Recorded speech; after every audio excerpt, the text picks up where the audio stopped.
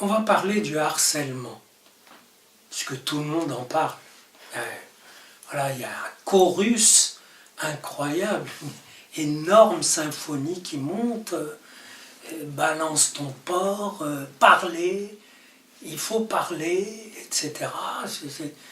Et on a l'impression qu'on découvre un abus qui est vraiment insupportable, etc. On donne même des pourcentages. 63% des femmes ont été harcelées. Je trouve que il y a quelque chose d'un peu bidon là-dedans, parce que c'est pas 63%, c'est 100% des femmes.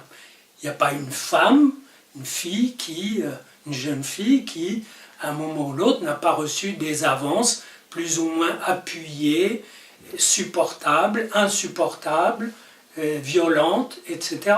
Donc, l'éventail est énorme. Ce qui prouve d'ailleurs qu'on fait un amalgame, et les gens qui dénoncent l'amalgame partout en font un énorme, parce que là, on va confondre le dragueur insistant avec le jeune qui est avec une petite bande et qui fait des tournantes dans les trucs dans les caves d'HLM, ou avec le type qui coince la fille à l'entrée de son immeuble, ou le type qui simplement la suit avec insistance, d'ailleurs avec insistance au point qu'elle finit peut-être par sortir avec lui et qu'elle est contente, on ne sait pas. Tout est possible. Donc il y a un énorme amalgame, et sous le signe de ça suffit, bien sûr que ça suffit, et en même temps, et voilà, il y a une réalité. La réalité, c'est que parmi tout l'ensemble immense des femmes, il y a un noyau plus limité de femmes qui subissent et qui ne peuvent pas parler. Si elles parlaient, eh bien, imaginez qu'elles parlent dans leur service. Voilà, le chef est un peu trop insistant, et même quelqu'un m'a raconté que dans son service, le chef qui se fait recruter des assistantes adaptées, et l'une d'elles a refusé de coucher, et il lui a dit c'est pas corporate. C'est pas corporate. J'avais jamais entendu la présence du corps dans la corporation. Il y avait bien l'incorporation chrétienne où on incorpore enfin, corporate, il faut le faire. Donc parmi les femmes qui réellement subissent, leur dire parlez. Il faut quand même pouvoir assurer ses arrières, c'est-à-dire être là au moment où elles vont se faire vider. Parce que si l'une d'elles se met à parler, les autres qui ont aussi à dire, elles ne vont pas se jeter en avant avec elles pour dire « ouais, nous aussi », elles vont attendre pour voir comment ça tourne. Dans les familles aussi, il y a le chantage affectif. On dit « parlez ». Donc, en plus, balance ton porc. C'est pas seulement la dimension de délation, mais c'est déjà un porc puisqu'elle le balance. Ça veut dire que, tout comme naguère, rappelez-vous l'affaire d'Outrou. D'Outrou, vous savez, l'histoire de pédophilie, où toute l'affaire tout le procès était faux, et on a mis en tôle des gens parce qu'on a cru, comme parole d'évangile, à la parole d'un enfant. Et là, on risque de fétichiser la parole des femmes. Je pense d'ailleurs qu'elles sont trop intelligentes pour se jeter dans ce truc. On dit, allez-y, parlez, balancez le porc. Et ça fétichise la parole parce qu'il suffit qu'une dise, voilà, il me harcèle, c'est un porc, pour qu'il le soit. Or, il ne l'est peut-être pas.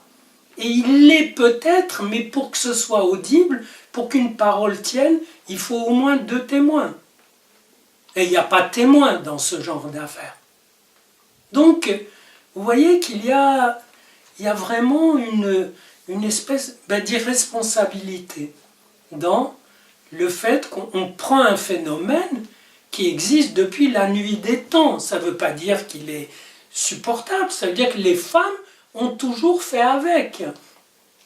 Et certaines, il n'y en a pas une qui n'a pas affronté ce phénomène. Et s'il y en a une, il faut presque aller l'interviewer.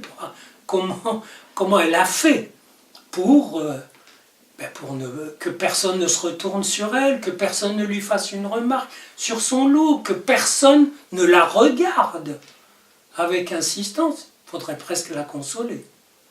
Donc, les femmes ont toujours fait avec, et il faut prendre la mesure des choses et des risques, ou de s'infiltrer dans quelque chose alors qu'on n'a pas les vrais moyens d'intervenir. Je dirais presque, pour que ce soit authentique, pour que ce soit audible, jouable, il faudrait rendre les places moins fragiles, qu'on puisse risquer sa place, que ce ne soit pas une catastrophe dans une vie. Ça veut dire, messieurs, créer de l'activité dans le pays. Et là, en effet, des gens fragilisés par ce genre d'abus, car c'est des abus, il n'y a même pas à en discuter, pourront parler plus librement. Sinon, on les tente, on dit voilà, vous pouvez parler, mais on ne peut pas. C'est un peu de l'abus. C'est un autre abus, et sans qu'il en coûte à ceux qui le font. Au-delà de ces problèmes, on voit bien que l'enjeu, c'est de défendre des victimes, d'empêcher des injustices, des abus. Mais au-delà, quand on veut universaliser, c'est comme si on voulait régler le problème de la pulsion. Mais la pulsion, chez les humains, elle est par nature excessive. La nature n'a pas calibré la pulsion, elle en a mis trop, parce qu'elle voulait que ça se reproduise, que les animaux humains se reproduisent. Donc il y en a plus qu'il n'en faut, qu'on en a besoin. Et on ne peut pas régler ça au quart de tour. Il y aura toujours des débordements. Le problème, c'est que les personnes qui se sentent débordées ne soient pas sans recours, et qu'elles soient entendues dans la singularité de leurs cas qui sont très dissemblables et qui ne peuvent pas entrer dans le même sac, balance ton porc, ou l'autre étant un porc, on s'identifie à ce qui est anti-porc.